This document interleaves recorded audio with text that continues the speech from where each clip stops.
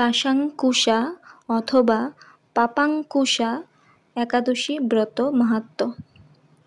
আশ্বিন মাসের শুক্লা পক্ষিয়া পাশাঙ্কুশা একাদশী মাহাত্ম্য ব্রহ্মবৈবর্ত পুরাণে বর্ণিত আছে।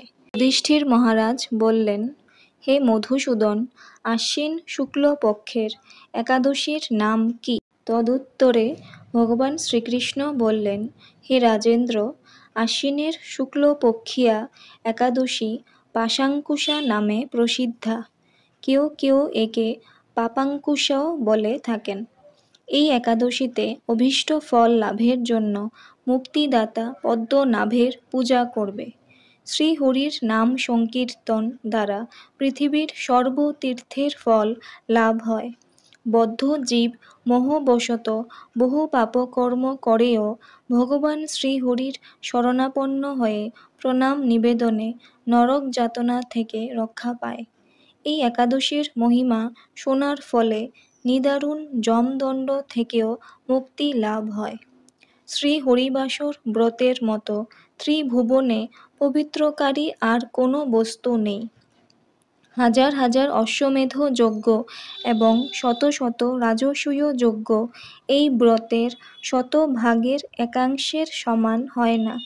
এই ব্রত পালনে স্বর্গবাস হয়। মুক্তি, দীর্ঘায়ু, আরোগ্য, সুপত্নী, বন্ধু প্রভৃতি অনায়াসে লাভ করা যায়।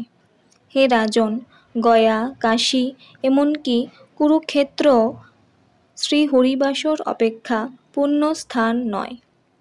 হে ভূপাল, একাদশী উপবাস ব্রত করে রাত্রি জাগরণ করলে অনায়াসে বিষ্ণু লোকে গতি হয়।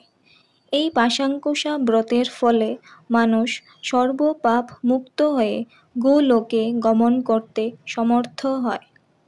এই পবিত্র দিনে যিনি স্বর্ণ, তিল, গাভী, অন্ন, বস্ত্র, জল, ছত্র, পাদুকা দান করেন তাকে আর যমালয়ে যেতে হয় না।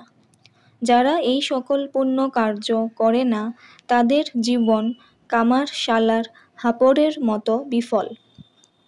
নিষ্ঠার সাথে এই ব্রত পালনে উচ্চকুলে নিরোগ ও দীর্ঘায়ু শরীর লাভ হয়।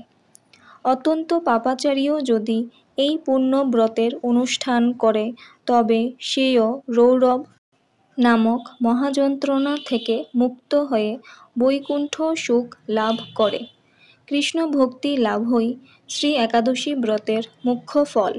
তবে আনুষাঙ্গিক রূপে স্বর্গ, ঐশ্বর্য আদি অনিত্য ফল লাভ হয়ে থাকে।